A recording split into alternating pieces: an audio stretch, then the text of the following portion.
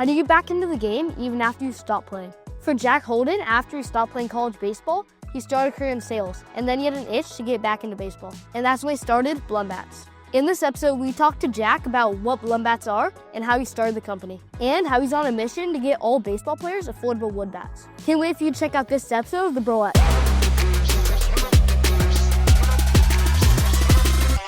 This week's episode is presented by RT Shades. This is a sunglass brand I started with my dad to help athletes block out distractions. And right now you can get 2 pairs for $49 at rtshades.com. Thanks for supporting this podcast. Now head to rtshades.com. You just posted a video last night about 1 year of Blem Bats. What's been your favorite moment since starting this company?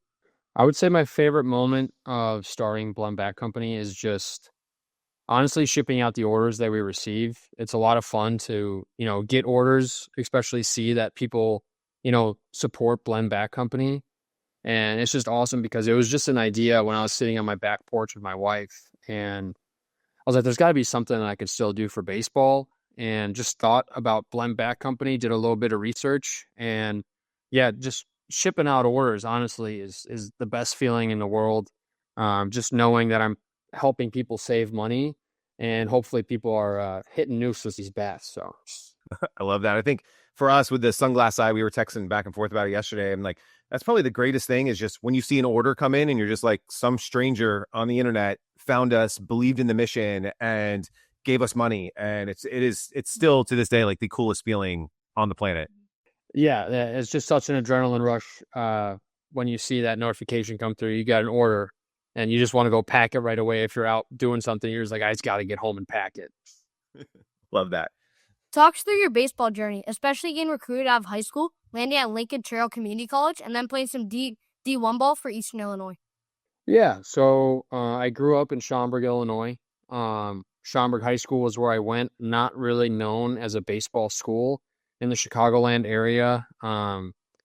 Typically the best players come out of private schools, and I went to a public school. So out of high school, my junior year, I had a tough time recruiting because, one, I talk about this in some of my YouTube videos. Nobody really told me the importance of grades. So everybody just said, if you just get a 2.0, you'll stay eligible. And I'm like, oh, well, that's easy. I can do that. But nobody told me like how off-putting that is to coaches. So I had, honestly, just being transparent, I had a little bit of a grade problem, not being not eligible, but I was able to play. And then my junior year of recruiting, I tore my meniscus. So like the most important year of recruiting, I tore my meniscus. So I had to recover from that. And I just started going to PBR showcases. And there was this final showcase, I believe it was in December or January. It was like the senior showcase. And that's where Lincoln Trail saw me. Coach Vanderglass, who's now at Florida State, probably one of the best coaches I've ever had. I really appreciate him. He gave me a shot. And then if you guys didn't do any research on Lincoln Trail, that's okay. It's in the middle of nowhere. It's next to a prison. And it's 4.5 hours south of Chicago. So you have to really love baseball to go down there. And while it was pretty far from home, I really appreciated the opportunity because I get to keep playing.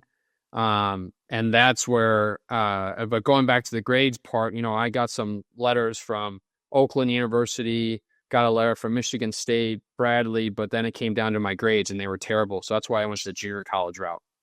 And then that's where I learned, like, if you get your grades up, these coaches will be, more interested in you. So luckily, I've got a 4.0 in junior college, and it was great baseball. Our whole starting 9 went Division I. I would argue that my junior college team could beat my Eastern Illinois team. We were really good. And actually, I'll give a shout out to my buddy Eli Bogus. He went to Morehead State, and he wound up being the number 1 or number 2 Division I hitter in the country in like 2017 or something like that. So we had some really good dudes on that team. And then the cool thing about junior college is you get to go play in all these showcases in front of all these schools. And it's not like your typical PBR showcase. It's you playing games. And that's where Eastern Illinois saw me. I got interest from Northern Illinois, Western Illinois, and then Eastern Illinois is ultimately where I called home. And it was an amazing experience. Unfortunately, I ran into some injuries playing summer ball in the Prospect League. I got my thumb broken, and then I got to Eastern Illinois. I was doing really, really well in fall ball. And then come spring, I believe it was 2 weeks before our first game against Louisiana Lafayette, I was facing a lefty in our spring practice, and he shattered my finger, and I had a red shirt. And then my roommate wound up taking my spot, which he was doing really, really well. And then the second year, I just couldn't win the spot back. He was just playing too well. But, it was a great experience. We got to go to, Ole Miss and all these big schools. And it was a lot of fun. So that's kind of my baseball journey. And I really appreciate, I got to meet a lot of cool guys. Got to play in the Prospect League, the Perfect Game League, and the Great Lakes League as well. So it's all over the country. I was playing summer ball. So it was an awesome experience. That's awesome, man. I want to talk about that setback junior year. I didn't know how it happened. But easy in the moment, I'm sure devastated. Like, you just got there, you're ready to make an impact. You got the role. But now looking back, 7, 8, 9 years later, like what did you learn from that injury about life, about sports, about overcoming setbacks? Because baseball is you've been told it probably your whole life. Baseball is the greatest metaphor for life, right? Like even when you're playing, you're failing, but this was a big setback for you. How did it help you succeed and get better in the long term? Yeah. So I was out for a good majority of the summer, and I really just started researching how to be better at baseball. I mean, really, that's what I was doing. Bryce Harper was fairly new to the MLB, Mike Trout. I was just watching these guys all the time while I was hurt. And then I told myself that I'm going to fully commit myself to coming back stronger. I took my rehab extremely seriously, and I believe I increased my bat velocity. It was at it was at 85, I think, off the tee, which is not good with a wooden bat. And I think I got it up to 99 or 100 off the tee, which was awesome. I just worked my butt off. I was hitting in the cage. I'm from Chicago, so the weather isn't great. I was hitting in the garage when it was freezing cold, just doing everything I possibly can to be better than the next guy. And then just in life, I didn't really realize it at the time, but that was setting me up for later in life, post-college, to just be wanting to work harder than everybody else. And then eventually starting Blem Bat Company. That really set the foundation. And my dad would push me a lot too. My dad's a great role model in my life, and he'd be like, "Hey, you really can do something with baseball. You should really give it your all." So that's what I appreciated about my dad, kind of coaching me up a little bit.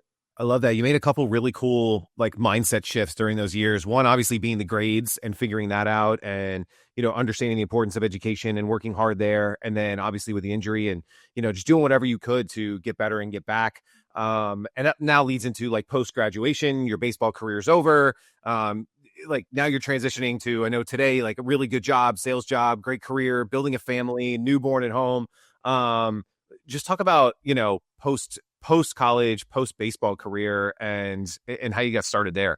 Yeah. So that's actually a lot of fun. So post graduation, I think every baseball player thinks they're going to make it to the major leagues. That's definitely not the case. So, my parents told me when I graduate, I need to find a job because they're essentially cutting me off, to make me grow up. And so I found a job at a job fair in college. It was with a logistics company, a different logistics company than I'm with right now. And honestly, I had no idea what I was doing. I just accepted a job because they had a rooftop downtown Chicago, and that's where I wanted to be, is downtown Chicago. And I got there, and it was super competitive. Sales is amazing. Baseball transfers over to sales. Just you're going to fail all the time, and it's just how you can come back from that. And then I was there for 2.5 years. I found the company I'm currently at, and then there was just a better vision with the company that I'm at now, and just room for growth. And then while I was at that company, I was more motivated to do better in school, so I went back to school and got my MBA, and wound up finishing with it was a 3.9 or something like that. And then with that company, I've moved a ton. I got the opportunity to move to Indianapolis. I was there for 2.5 years, and now I'm in Louisville, Kentucky. And it's been a lot of fun. It's definitely a transition. I miss baseball every single day, and that's why I started Blem Bat Company. I tried being a coach for a little bit. I realized the coaching path wasn't for me, and I definitely have a business mindset. And I just wanted to be in business, and I just wanted to, be a part of a business that does baseball. And also, I love my logistics job. but just kind of do something on the side. We saw in a video you started a t-shirt company with your wife and you hated it. What did you learn from starting that business that's helping you have more fun and success with Blem Bats? Yeah, so my wife and I were just thinking, hey, let's start something fun. Let's try to sell some t-shirts. We saw what we thought was a gap in the t-shirt industry because we both love going to the gym and we both love working out. And so we started this t-shirt company. It was pump covers, large t-shirts to lift in, essentially. I truly don't know what they're for. That's just what we tried doing. And quickly realized that we hated making t-shirts. It was awful. We bought all these t-shirts and we tried making designs. One, I'm not a designer. I stink at that. And two, my wife realized that she hated putting the labels or putting the designs on the shirts.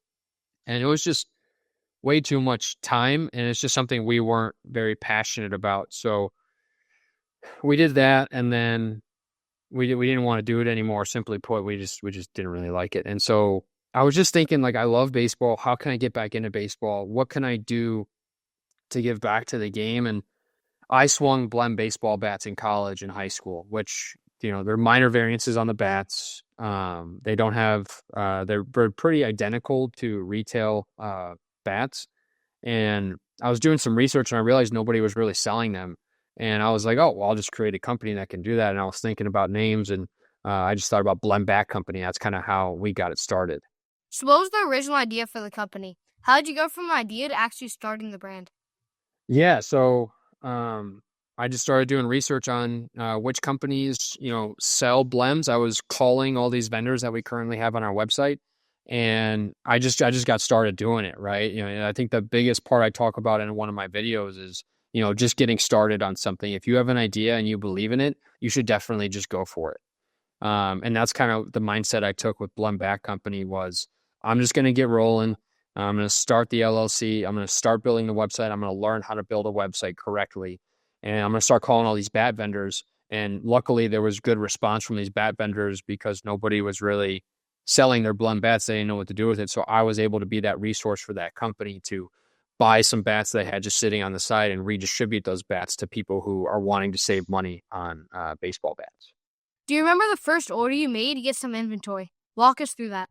First order I made to get some inventory was the company we have is Saber Cat Bats. And I just called up the owner of that company. I told him what we were doing. I told him what we were about. And I invested some money into Blem Bat Company, and I had a budget, and I placed the first order, and I finally got it, and I was like, wow, I have a box full of bats, and this is real. So it's time to start shipping these bats out and trying to create some buying power in the marketplace for Blem Bats.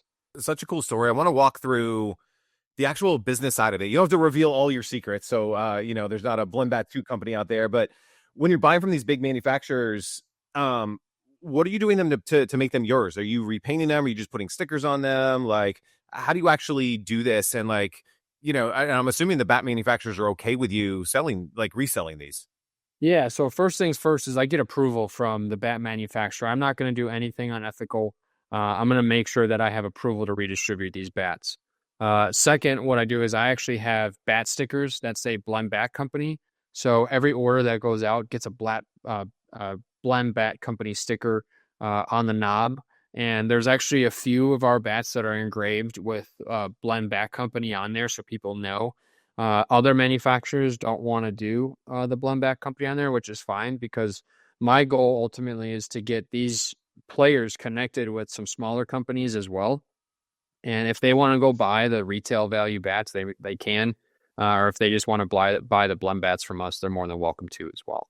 So really, they're just putting I'm just putting a sticker on our bat, and then I also send thank you notes to all of our customers that do orders, just to make sure they know that they're appreciated, and I appreciate the support. I love that, and I love getting the subtle branding in, getting some of the pieces on there. I want to talk about and just learn, like, how do you choose what style of bats to carry, what inventory to get, what sizes to get? And again, this is maybe just me not fully understanding, but like, what if you need 32s, but there's no Blem 32s available right now because they're all like how do you think about that side of it? Is that an issue for you, or is there so much inventory of this available that like how do you think about that side of it?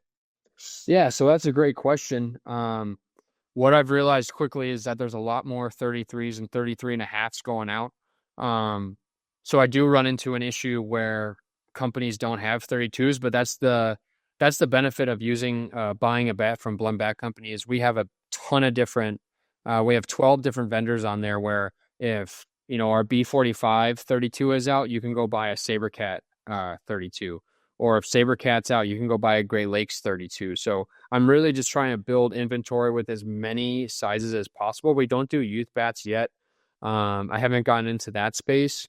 But really, honestly, when I started, I was just kind of flying by the seat of my pants and just seeing what would stick because I just needed to create an urgency to buy and see what the buying behaviors were of our customers. And I definitely don't have as many 32s as I once did because we're just selling more 33, 33 and a half.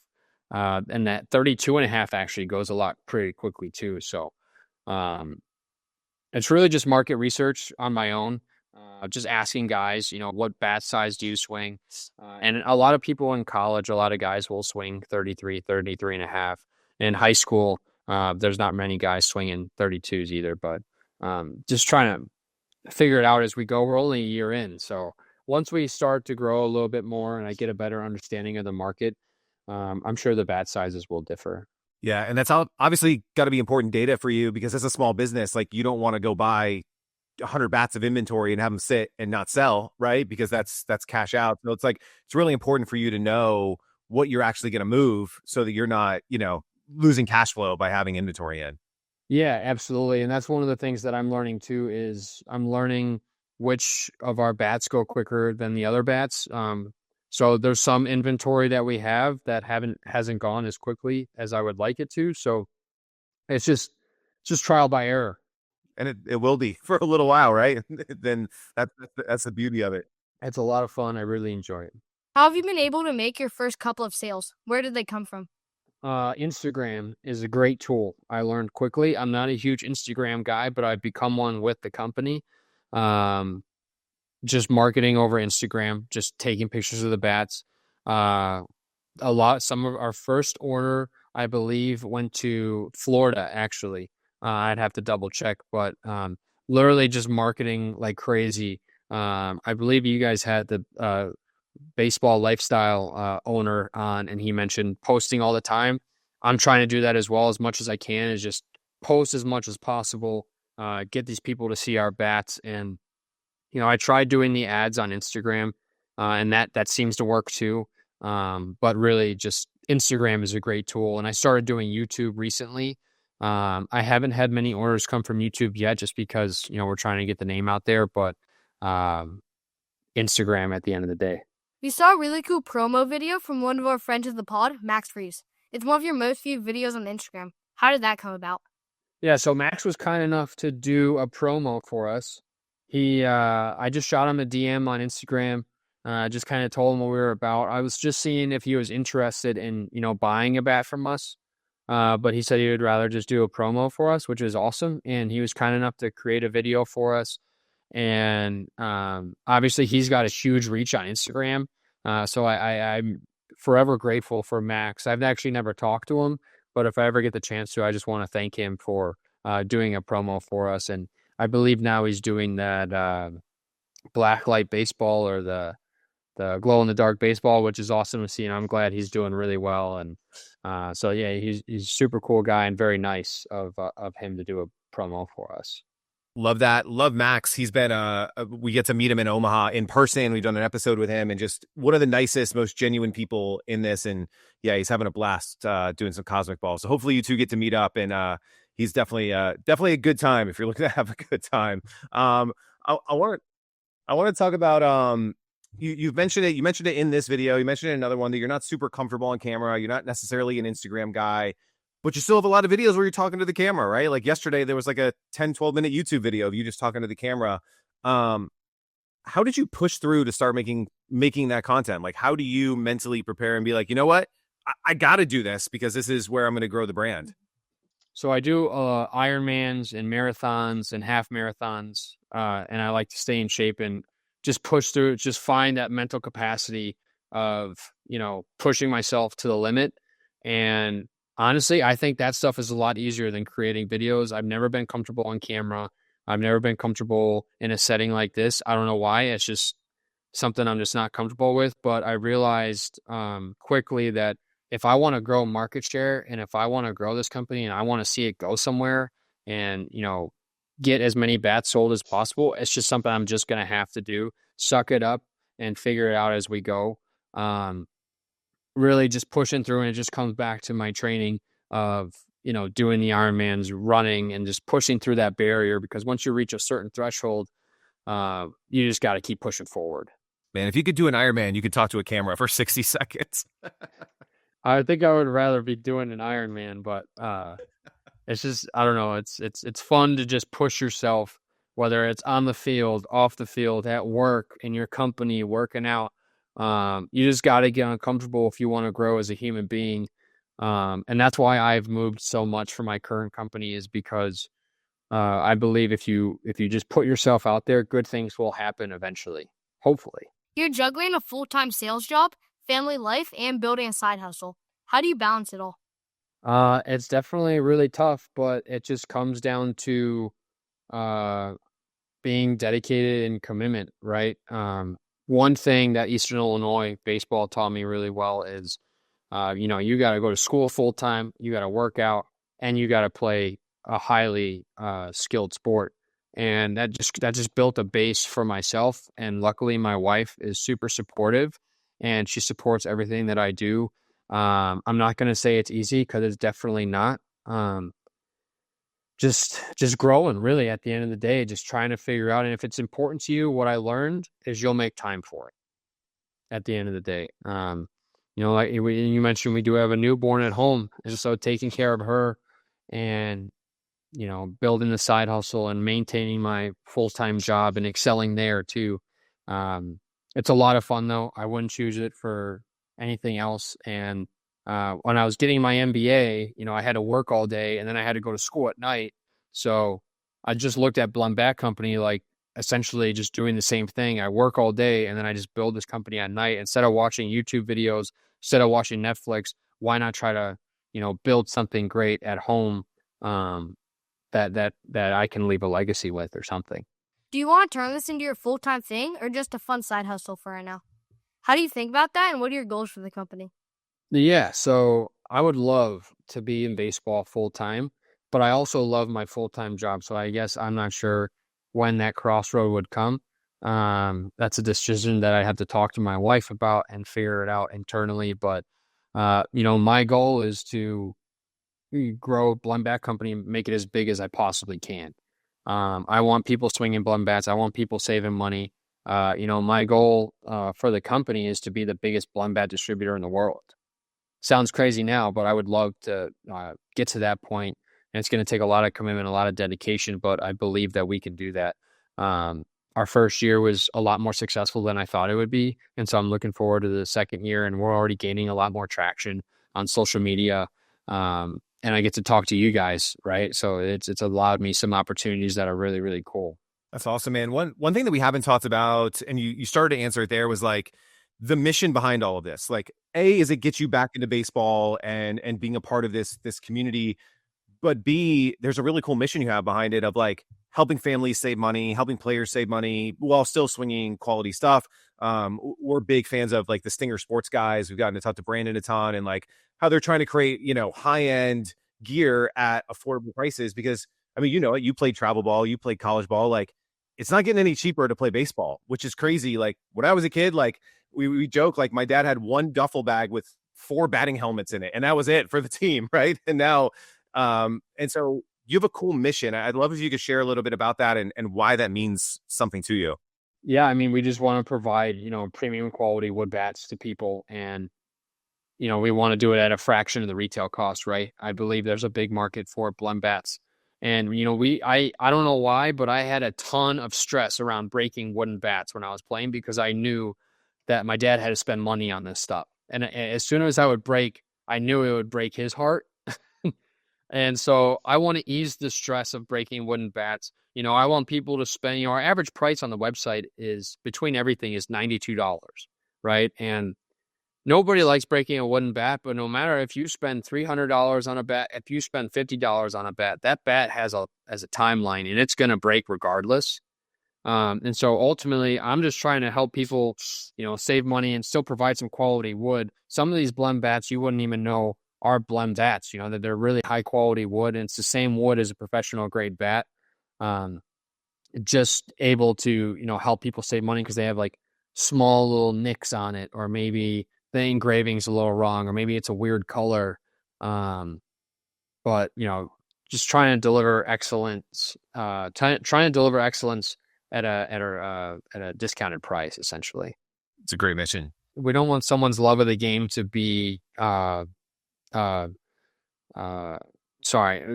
want someone's love of the game to be limited by cost, right?